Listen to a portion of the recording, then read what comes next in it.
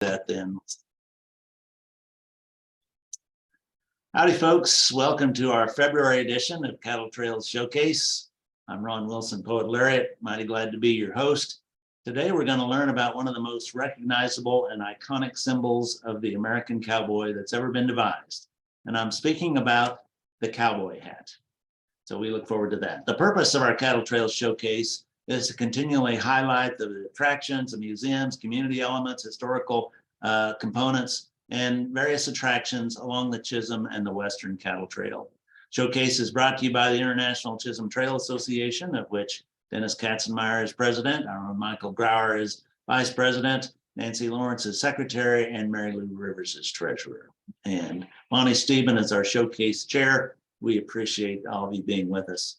This month, we're going to hear from one of our own, as Michael Grauer is of the National Cowboy and Western Heritage Museum will share some highlights from the museum's historic collection of cowboy hats. This is going to be fun. As many of you know, Michael's also president of the Western Cattle Trails Association. Michael holds a Bachelor of Fine Arts in Painting and a Bachelor of Fine Arts in Art History from the University of Kansas, Master of Fine Arts in Art History from Southern Methodist University, and Master of Arts in History from West Texas A&M University. As many of you know, he was the longtime curator of art and Western heritage at the Panhandle Plains Historical Museum out in Canyon, Texas, and then joined the National Cowboy and Western Heritage Museum as McCaslin Chair of Cowboy Culture and Curator of Cowboy Collections and Western Art. So we look forward to having Michael tell us about the cowboy hat. Michael, if you want to unmute and share your screen, the floor is yours. Okay.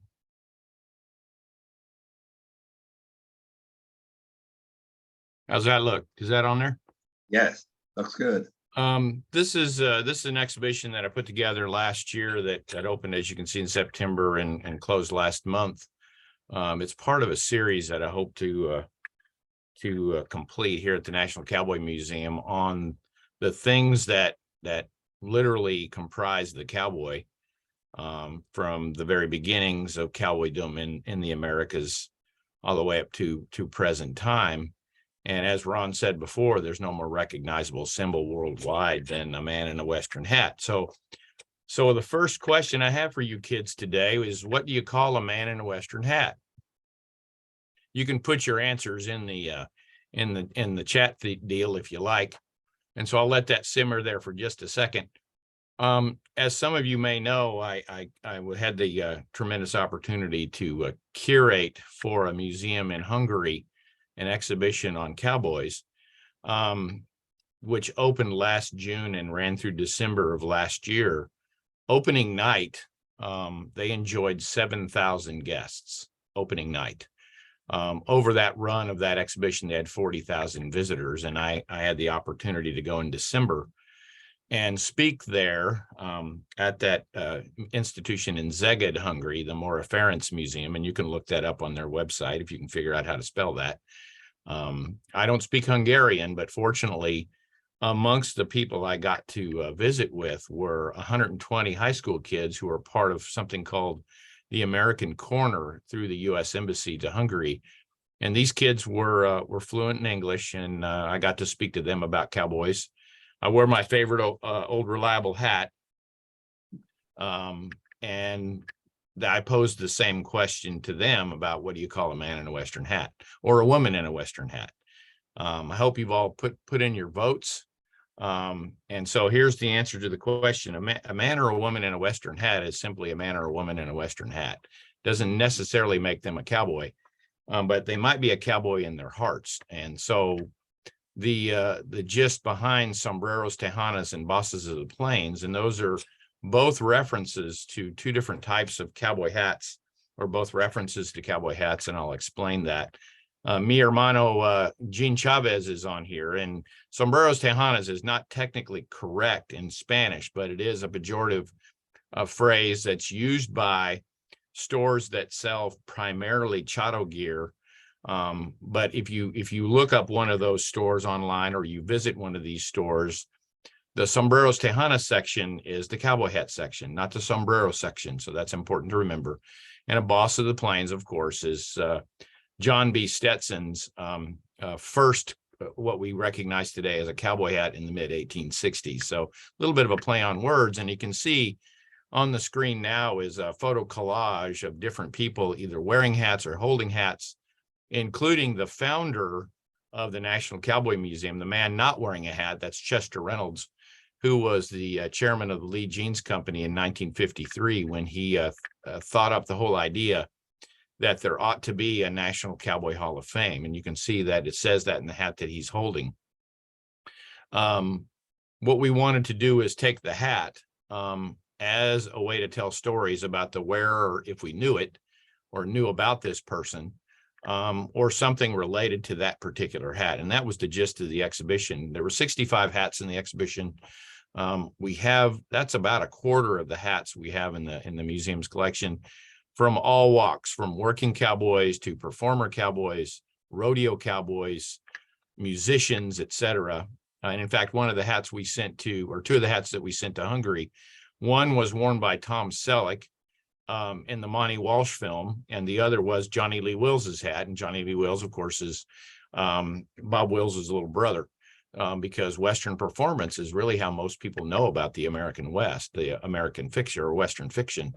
And the hat, of course, is critical to that. So I'm going to walk you through some of the hats in the collection, tell you some of the stories that we included there. And if you have questions, of course, pose them in the chat. But do know that in my experience as a cowboy historian, there is no more recognizable symbol worldwide than an American cowboy. There's no symbol even close.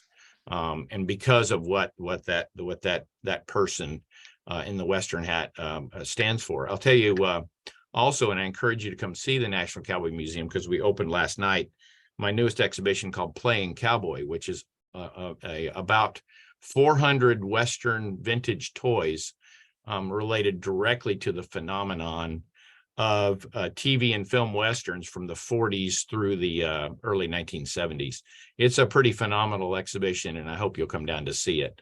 And one of the things I reminded everyone at our preview on Monday night, and then we had our opening ceremony last night, and it's the best attended opening we've ever had here at the National Cowboy Museum, by the way. The little molded plastic figures of cowboys that we all probably played with at one time or another, they come in all colors. And that's an important thing to remember, is that all cowboys were cowboys of color, even in the play world. And I think that's a critical thing to remember. And that's true also with sombreros, tejanas, and bosses of the plains. So the first true cowboy hats were all leather. As you can see in this painting in our museum collection from Joan Ruhindas, one of the earliest documentations we have of Mexican vaqueros in central Mexico. You'll notice they're also wearing all leather clothing, which was critical to recognizing a vaquero from a distance, because Spanish law forbade them from wearing fine cloth. So if they wore cotton cloth, as these gentlemen are wearing under their jaquetas, it would have been pretty coarsely woven. But the hats they wear are vaqueteadas, which means a vaquero's hat or a cowboy hat. So they start out as leather hats. We don't have one of those in the collection because I don't know of a museum collection that does, but you'll also notice what they're doing. No presence of firearms here. They're doing what cowboys do, and that means managing cattle. And managing cattle from the back of a horse was a learned behavior from a learned technology from North Africans. And you'll also notice the cowboy in the sort of center right is riding a mule. So mules are also critical to this understanding. And the whole idea of roping an animal or managing an animal with a rope comes from West Africa.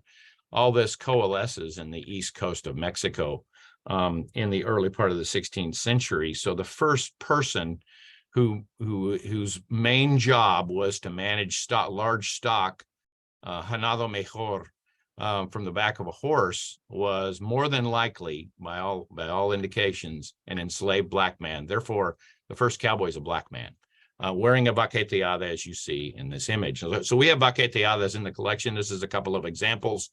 The one on the left is a little earlier. You'll notice that the crown is relatively low, a broad brim. The one on the right is a little bit later, probably closer to the turn of the last century, but you'll notice they're both woven. The one on the left is woven from palm. The one on the right is the crown is woven from palm, but the brim is from straw. So moving from a leather hat, which is rather hot, as you can imagine, to a straw hat was an evolution of that technology. And you'll also notice that both of them have what we call a hatband today. In Spanish, that's called a galón. So if you had a couple of bands on your head, you had dos galones. Therefore, if you had 10 of them, you had 10 galones, or 10 gallons on your head. So therefore, a little reference for you that the whole idea of a 10-gallon hat had nothing to do with liquid carrying capacity. It was simply a recognition of someone distinction who could sport that many galones on their hat as a symbol of distinction, usually a gentleman. So the cowboy hat becomes symbolic coming out of central Mexico, or central eastern Mexico. And as cowboydom, as I like to call it, spreads north, that idea of a broad-brimmed hat to protect you from the sun is picked up by artists, not the least of whom, of course, is Frederick Remington, who was fascinated by the Mexican vaquero in this illustration that appeared in Harper's Weekly in the early 1890s. And you'll notice he describes that the hats were imported from Chile. That's possibly true, but they were also being woven in Mexico proper, and that's important to remember. And also they were rather flamboyant, as you can see. He's still wearing leather trousers, what we might call a chaparrera or a chaparejo, or today we call that a chap or a chap. Yes, this is in fact the ancestor of the leggings that we see on cowboys today. He's not wearing boots either. He's probably wearing sandals, because those first vaqueros are not wearing boots. There are no boots on the men who actually did the work until the 1870s. The men who did the work are either riding barefoot, wearing a sandal, or a low-heeled shoe. Only rich people wore boots up to this point. By the mid-1860s, the importation of wool felt hats becomes part of the cowboy hat landscape. And you'll notice this is a detail of a James Walker painting done in California in the late 1870s from the Gilcrease Museum's collection. We have a number of their paintings at the National Cowboy Museum right now because the Gilcrease is being rebuilt. And he's wearing what we would call a sombrero California, so a California hat. You notice the brim is still rather wide. It's decorated. The galon is a little different from what we would see in the earlier hats, the earlier vaqueteadas. But also notice that there's now a crease in the crown. This is a part of this evolution. So the sombrero California that you see in the slide on the right is in the museum's collection, and you'll see this as we go through. So the sombrero California, sombrero Tejana, sombrero Mexicana, they're all part of this evolution. The Emperor Maximilian, who was installed as the quote-unquote leader of Mexico in the mid-1860s, brought the wool felt hat with him from Europe, and therefore most hats in Mexico today, worn by charros, for example, as you can see in the gentleman on the right, are imported from Europe rather than fur felt hats that we see in the U.S. But they're usually decorated in Mexico, and that's an important distinction. Is there's an added regional flair to those sombreros charros in Mexico today, and the adoption of that broad-brimmed hat, and especially for the charro, who becomes the symbol of Mexico by the 19th century, that magnificent rider on horseback is adopted by military officers, as you can see in this great Frederick Remington painting. The officer dresses as a charro, even though he's very much part of royalty, and he's sitting on a charro saddle. He's wearing all the clothing and trappings. Notice that it's all leather, so it's descended from those original vaqueros from the 16th century, and even the broad-brimmed, and in this case, it's called a sugarloaf or a piloncillo hat, much taller crown, which means that it's much cooler.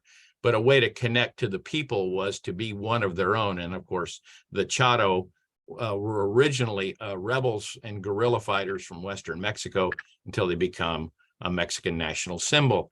And even performers like Ponciano Diaz, who was a bullfighter An hombre a caballo, a man on horseback, became a symbol across Mexico. And you can see how this whole idea of a man on horseback becomes a symbol worldwide because he represents freedom and liberty. And those original guerrillas in Western Mexico were part of the pushback against the federalization of power in Mexico City. And they're seen as rebels until ultimately all the northern and western Mexican states, which is all ranch country even today, were considered in rebellion. And therefore, the man on horseback became that symbol of someone who fights for liberty and freedom and does not like government interference. And that's why performers begin to dress like cowboys or vaqueros, or in this case, as a charro. And the hat evolves with him. And so in this wonderful painting that we have here at the museum by W. Herbert Dunton, showing two Mexican vaqueros in Chihuahua roping grizzly bears. And for those of you who think this is sort of a gruesome painting, this is pretty typical for how you handled an apex predator on the range, because you'll notice neither of these vaqueros is armed. That's neither here nor there, but other than to say that a firearm on the back of a horseback is just stupid. Plus they get in the way. But the most efficient way to take down an apex predator like a grizzly bear or a lobo wolf was to rope them and drag them to death or choke them down. Even the great Charlie Russell said something along the lines of, loops and swift horses are surer than lead, when talking about grizzly bears, until they were eliminated largely. And then wolves took over. And then, of course, you can never get rid of a coyote. So they're always a problem. But that you'll notice the hat crown has become elevated. And this is what the so-called sugarloaf or piloncillo hat. And here's an example. And this one here that's in the collection in the slide on the left, it certainly uses the charro symbol of the horseshoe in the piloncillo crown, but you'll also notice the broad brim. This is also wool felt. But I believe this is probably, or very well could be, a rurale. And the rurales, of course, particularly in northern Mexico, were sent out from Mexico City to primarily terrorize the citizens, and particularly those charros and guerrillas who were pushing back against federal overreach. And again, to dress as a charro and to be very much part of a person of the people was something that many of the more celebrated rebels like Pancho Villa and Emiliano Zapata nearly always appeared. We think we invented propaganda photographs. We didn't. Appeared as charros, and this became, as I said before, a Mexican symbol. Performers like Vicente Oropeza became part of the Wild West shows by the 1880s. Vicente Oropeza was declared world's champion roper at New York City, I believe, in 1902. But their flamboyant costumes, and particularly their sombreros, became highly recognizable, and became very much part of a way to put butts in seats at these Wild West shows. It was all about performance. And the bigger the hat, the better the performance, or at least the better appearance from the people in the bleachers. And we need to remember that. So here's Vicente Oropeza one more time as world's champion roper. And eventually ropers became standard fare with Wild West shows.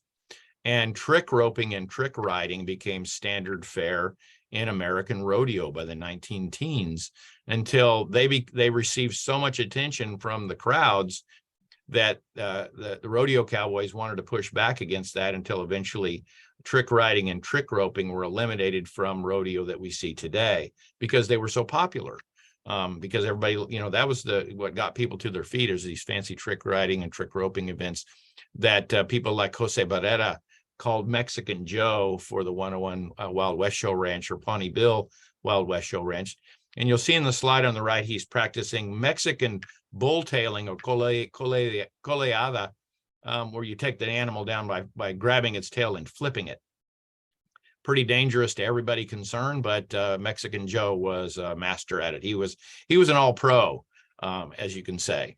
The Wild West shows, of course, affected the evolution of the cowboy hat. And this is, in fact, a California-style hat worn by a man named Manuel Vincent Garfield, who ran away and joined the circus, otherwise known as Buffalo Bill and Pawnee Bill's Two Bill Show, in 1905 from his home in upstate New York. He rode as a Wild West show performer for about 5 years, and then returned to a life as a carpenter for the Union Pacific Railway, and never talked too much about it until his daughter donated his costumes to the National Cowboy Museum. He's actually the little cowboy on the front row, as you can see, the smallest one in that front row. That's Manuel Vincent Garfield. The photographs came up. That's Buffalo Bill on the far left, but this is a detail of that panoramic. Of course, Wild West shows evolve into rodeo. Now, I need to tell you all this. I did not for this exhibition. I did not remove any hats that are already on permanent display elsewhere in the building. I didn't want to do that. So, for example, Murtis Deitman, who's known as the Jackie Robinson of rodeo, his hat is on display in our American Cowboy Gallery along with the rest of his bull rig. So I've never been one to cannibalize other exhibits for temporary exhibition. So these all came out of the vault. None of these were on display for this exhibition. So Casey Tibbs had, of course, one of the more flamboyant rodeo riders, and of course, taking advantage of a flamboyant costume to, again, bring people out to professional rodeo. As you can see, Casey nearly always dressed all in purple. That became his signature color, and he have one of his hats that also has a purple velvet lined hat box, a custom-made aluminum carrying case for this hat, and we had displayed it with that carrying case open because it looks a little like the crown jewels. And we wanted to make sure that people understand that color and flamboyant costuming is still very much part of rodeo today. Along those lines, Mitzi Lucas Riley, who is the daughter of Tad Lucas, for whom the Tad Lucas Award is named and recognized. This is her hat, and you'll notice it's bright orange. As you can see, she was quite a looker, did advertisements for Pepsi Cola, as you can see by the bottle she has in her hands. And by the way, Pepsi over Coke every time. And she had multiple offers to go to Hollywood, which she declined because she'd rather rodeo. And so she continued as a trick rider and a trick roper. And this is her hat in the collection.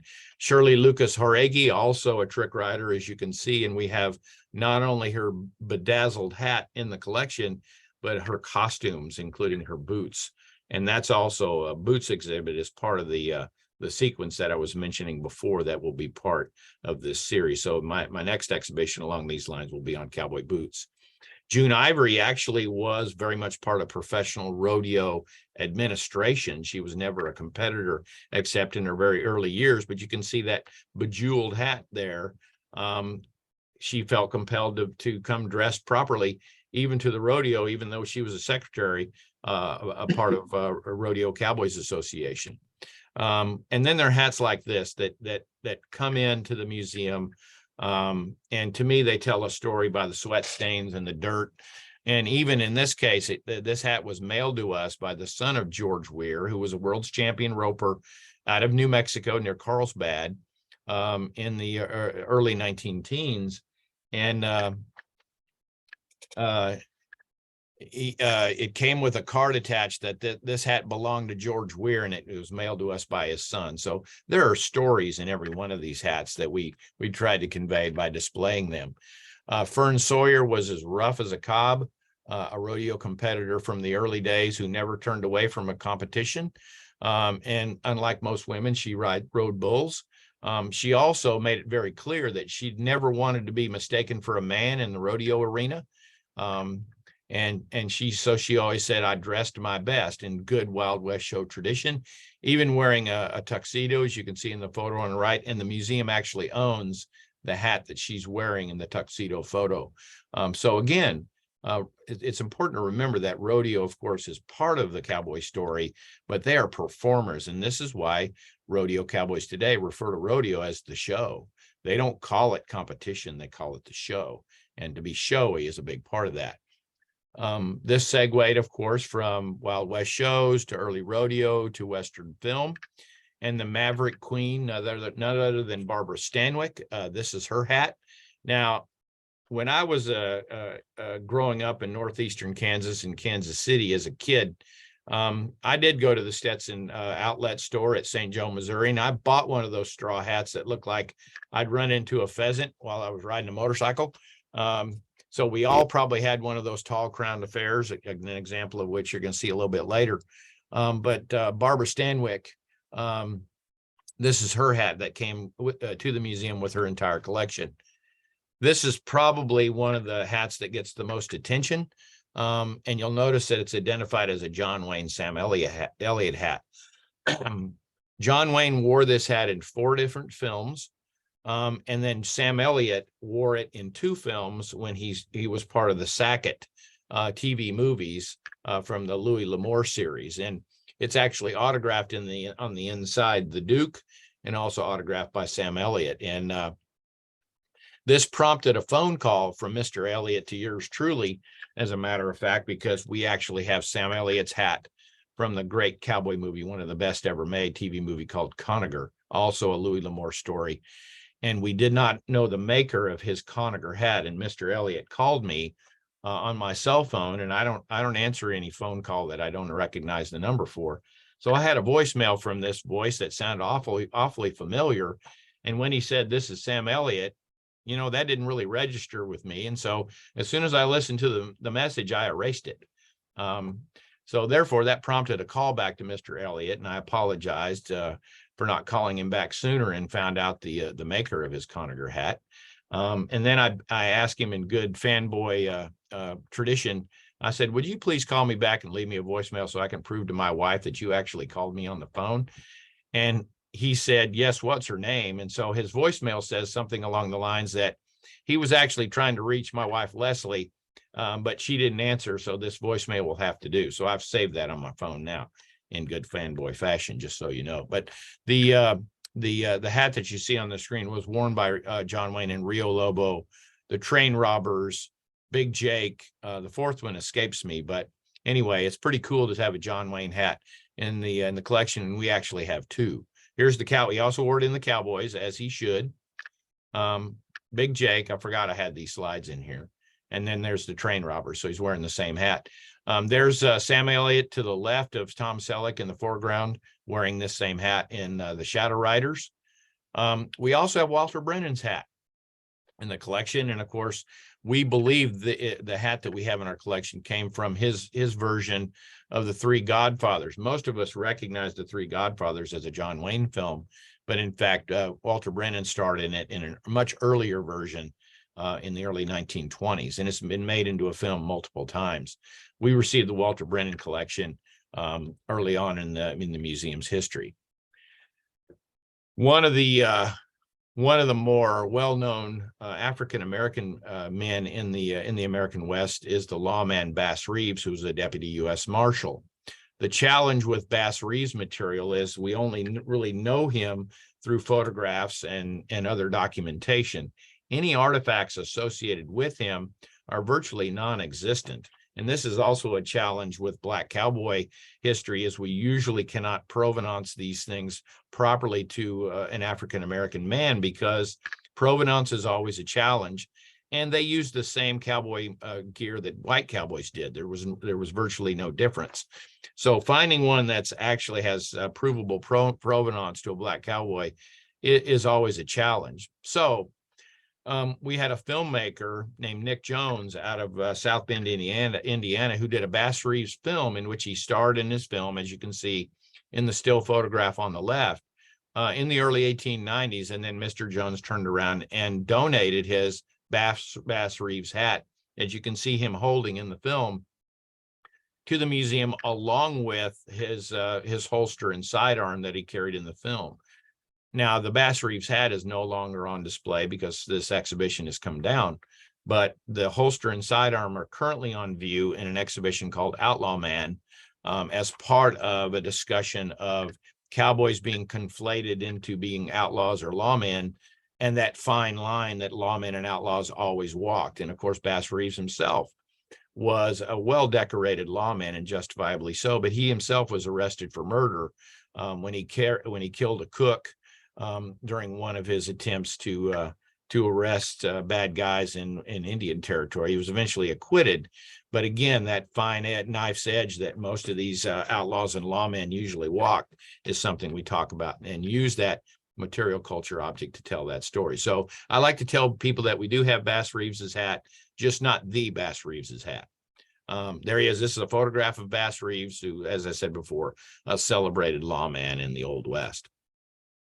This is one of those Monty Walsh hats. This is actually his Tom Selleck's hat from Shadow Riders. Mr. Selleck has been very generous to the museum, not only donating hats, but also sidearms, saddles, spurs, and etc. He's been very generous to the museum.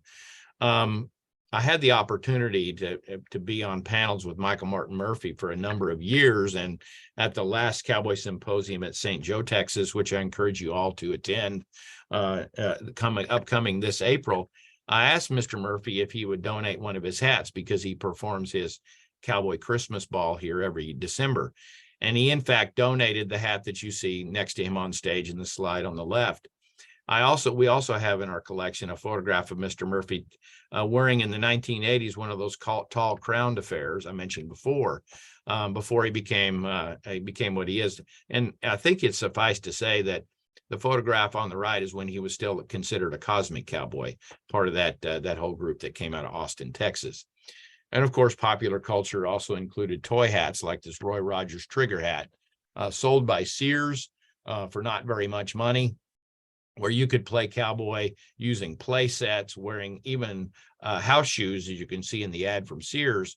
But the Roy Rogers trigger hats were a bestseller, and this one actually came with an entire Roy Rogers costume from a little girl in Ohio when she became an adult. She said, there were no girls in my neighborhood, so I dressed as a cowboy and played with all the boys, and here's my costume that I wore in the 1940s and 1950s. Artists also wore cowboy hats, as you can see in this great photograph of Frank Tenney Johnson on the left, Clyde Forsyth, Charles Plum, and Joe DeYoung. Charles Plum, in fact, was a livestock reporter who actually did cartoons and eventually came up with a cartoon that was a retelling of the whole Cinderella story. So playing cowboy or being a cowboy was often the case with many of these cowboy artists, and especially at least three of the men in the photograph. Oscar Burninghouse, of course, one of the great artists of the Taos Art Colony. This is his hat, and you'll notice the paint splatter on the brim. Here he is wearing that out painting in the Sangre de Cristo Mountains. This is, I don't know if you all can see this pointer or not, but that's Oscar Burninghouse right there, second from the right. This is one of his paintings in the museum's collection. So Old West paintings by Burninghouse were very much part of his catalog raisonné when he was still an illustrator and spending part-time in New Mexico. Pete Martinez, of course, was a rodeo cowboy until he dallied one time and lost his thumb, which of course you got to be careful about that sort of thing, wrapping your thumb or up in against the saddle horn. But he continued on as a cowboy and ran a dude ranch outside near Phoenix, Arizona, and it was a painter and an artist himself. This is his hat in the collection and a drawing from his rodeo arena and his dude ranch that he operated. In this case, near Tucson. Harry Jackson, a great sculptor that we know from multiple sculptures, especially his sculpture of John Wayne in True Grit. Well, I don't know what's going on. There we go. There's Harry Jackson, photograph wearing his cowboy hat. And of course, this Pony Express sculpture actually came to the museum from the John Wayne collection in 1979. In fact, a color version also came in as a gift of Tom Selleck, as you can see here. And there's the U.S. Marshal I mentioned before. That's his sculpture of Rooster Cogburn from the True Grit film in 1969, and a small one that came in not too long ago, and also rodeo images like the two champs that you see here. And Washakie, a great Shoshone warrior and chief amongst those people, as well as his monument to Sacagawea. Maynard Dixon, of course, most of you may know, another painter of the West in Arizona and Utah, various places. Back it up. My pointer's not really working for some reason. There's a photograph of Maynard Dixon wearing a hat. He was often known for wearing a velveteen hat, as you see here. and also was fascinated by the whole dude ranch phenomenon, as you can see in this painting here. A couple of paintings in the museum's collection. Bill Gollings is usually known as the Charlie Russell of Wyoming. Most of his work is in black and white, although he did do beautiful work in oil painting as well. He was a working cowboy in his early career and then eventually turned to painting, as did Joe DeYoung.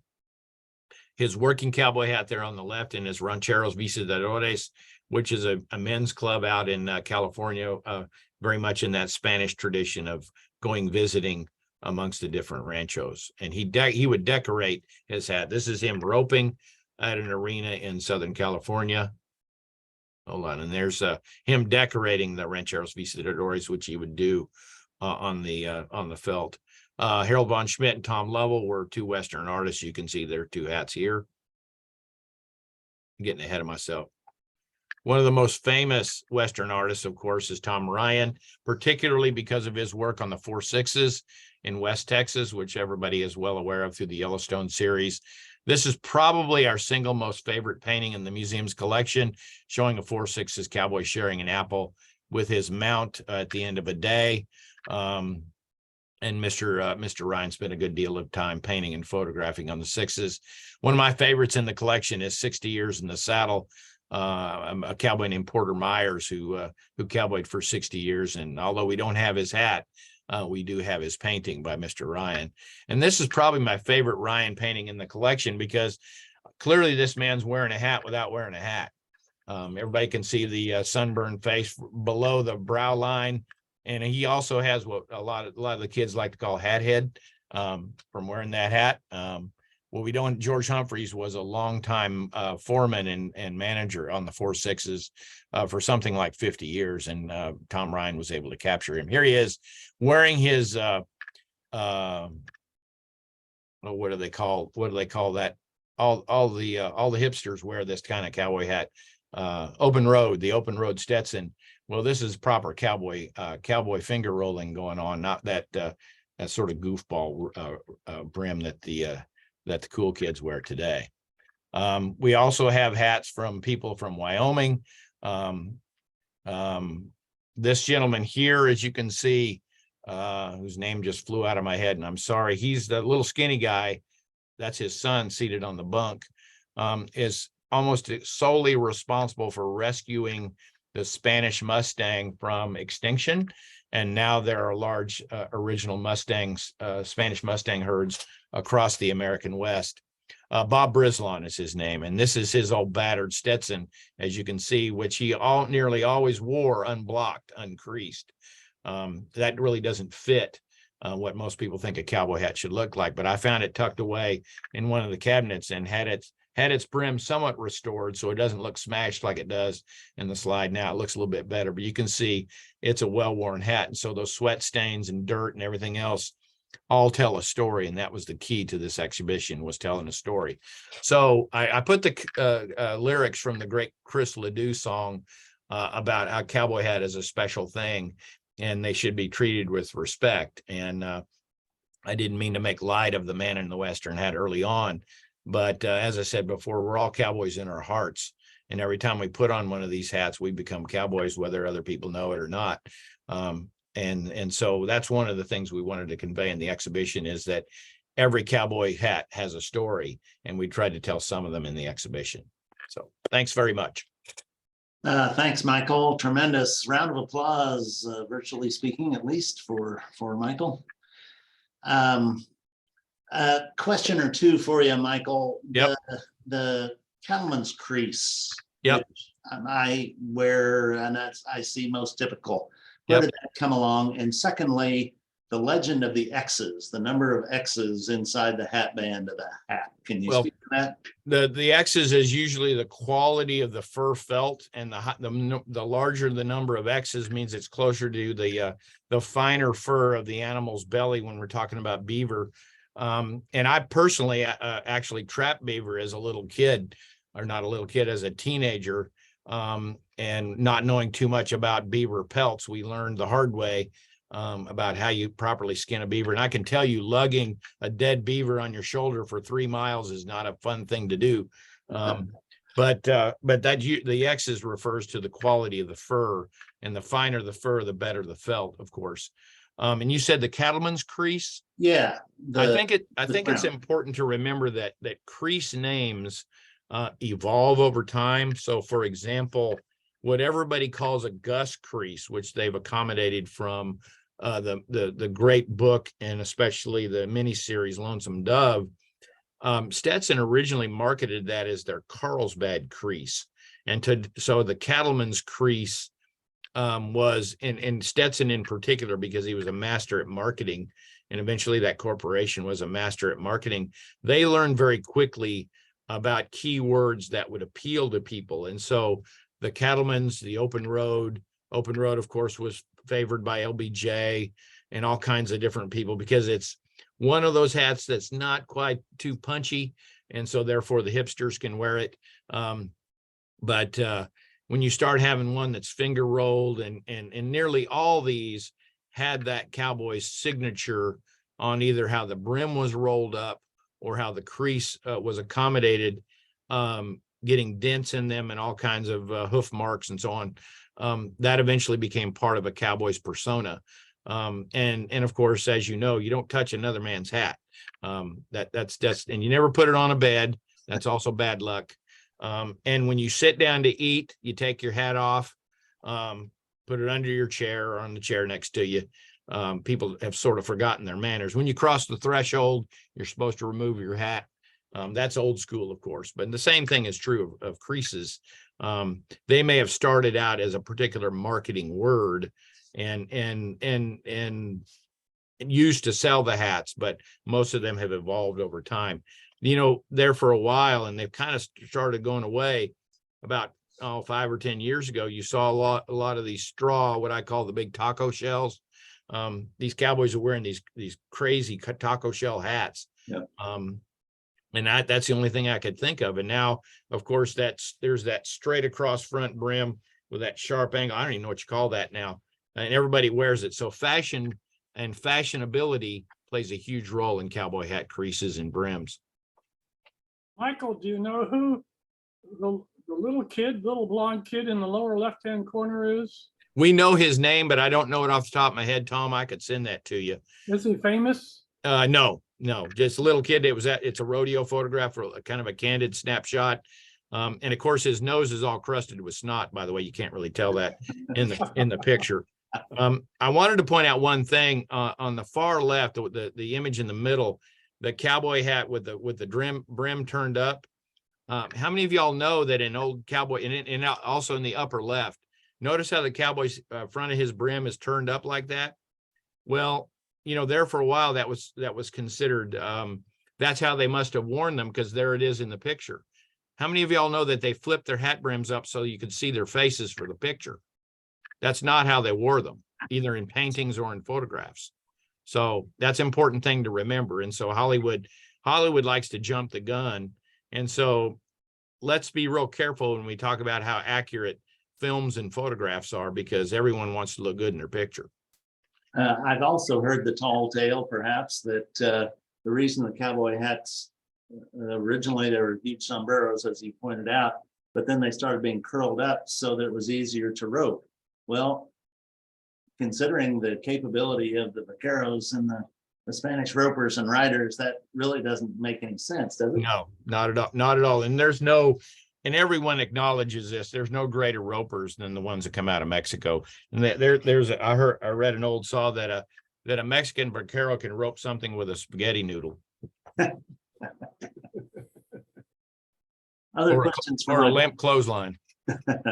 Other questions for Michael? I was interested in some of those hats had a very deep crease. Yep. And remember, if the large hats like you see in the bottom row in the photograph, if you can see the screen, that's Ruth Roach down at the bottom. She always wore a giant hat with a very deep crease because it looks better from a distance. You see what I mean? And when you're in an arena, the bigger the hat, the better it looks, the farther away. So if they're a performer, they nearly inevitably wore a big hat.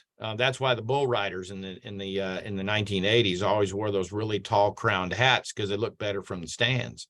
Okay, well, it's the show, like Oh, you said. absolutely. Thank you. There you go. You nailed it. It's the Yeah, show. it's always that show. In the lower right corner, not lower right, but the second from the right in the corner, that's Herb Jeffries, who was a black actor. And I believe that's from Harlem on the Prairie. Is that where that still comes from? There was an entire genre of black cinema that made a series of black westerns in the 20s and 30s. And Herb was never a cowboy. Herb was a musician, and eventually became a black cowboy actor, and very, very much reveled in it. And he's very much part of that, using costume to be part of the show. All of them did that. I mean, that's why you have all the spangled suits that Roy and Gene wore, because it looks good on screen. Michael, this is Gene. I have a question. Yep. Have you done any studies, or were there any of the Mexican cowboy movie stars that you have exhibited some of their hats? Jorge Negrete, for example, and others who really back in the 30s made a huge amount of movies around the cowboy motif.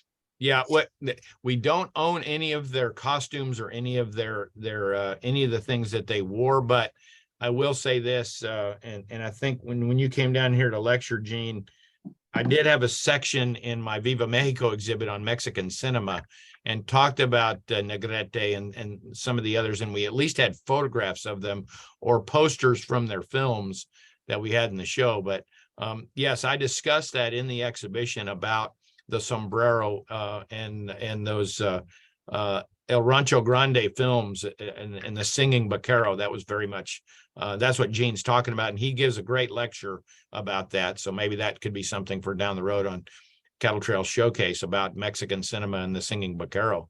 There, I just challenged you, Gene. There you go. All right. Okay, let's take one more question from Steve Myers. And Yeah, Michael, the museum out in Wichita Falls that has Yep. that big hat collection. Yep. Are there any other museums out there that have a collection that big? No, I think that's one of the biggest I've ever heard of. However, I just learned that in Duncan, Oklahoma, there's a Western store down there, where and it's been a long time family Western store. And when people would come in and buy new hats, they'd often leave their old one. And he's got like 300 hats that he owns privately. The National Cowboy Museum, near as we can tell, has about 300 hats in its collection. So, and of course, there are other Western museums that have hat collections, but what Steve's talking about is at Wichita Falls, and that collection came from a Western store too. And that's why I learned about the one at Duncan, is because they were friends with that guy there in Wichita Falls. So yeah, check that out, because they have a whole gallery devoted to cowboy hats. folks, another round of applause for Michael. Fantastic presentation, Michael. We greatly appreciate it. Much obliged. And we're looking forward to our next Cattle Trails Showcase in March. And I'll call on our showcase chair, Lonnie Stephen, to tell us about that. Thank you, Ron, and thank you, Michael. We had the opportunity during our last convention that we had down in Oklahoma to tour this. If you missed that hat tour, it was really interesting. And some of the things I found interesting in going through that display was some of the cases, like Roy Rogers and Dale Evans, how they traveled with their hats on airplanes and things. It was real interesting to me. So Michael could go on for hours about this. So yeah, unfortunately. Anyway, thanks to Ron for next month's showcase. And then he was in contact with Susan Morton. She's a manager for Waco, Texas Convention and Tourism. And they have an interesting display that, let's see, Robert Summers' sculpture of Waco Chisholm Trail Heritage. And it's near a suspension bridge that you can actually walk across. I don't think you can drive across it. And then, of course, other things that attractions down there, the Texas Ranger Museum, the Dr. Pepper Museum, and of course, anybody that knows Chip and Joanna, and if you watched any Baylor basketball, you'll see them at the basketball games. But Nobody wants to watch Baylor basketball. but anyway, it ought to be another real interesting presentation. Thanks, Ron, for getting that organized. So. Thanks, Lonnie. Ron, the exhibit from Newton, Kansas on the Chisholm Trail is at the Bell County Museum in Texas. And they have the whole collection, and it's going to be up until, like, I believe, June of this year.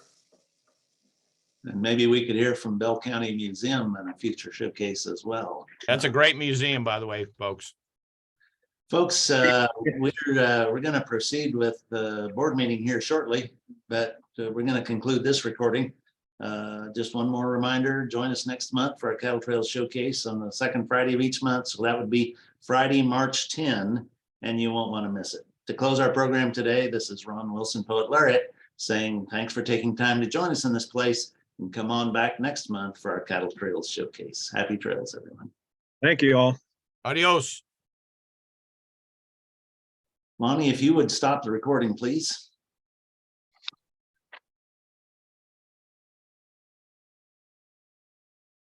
Do I have time to run down the hall?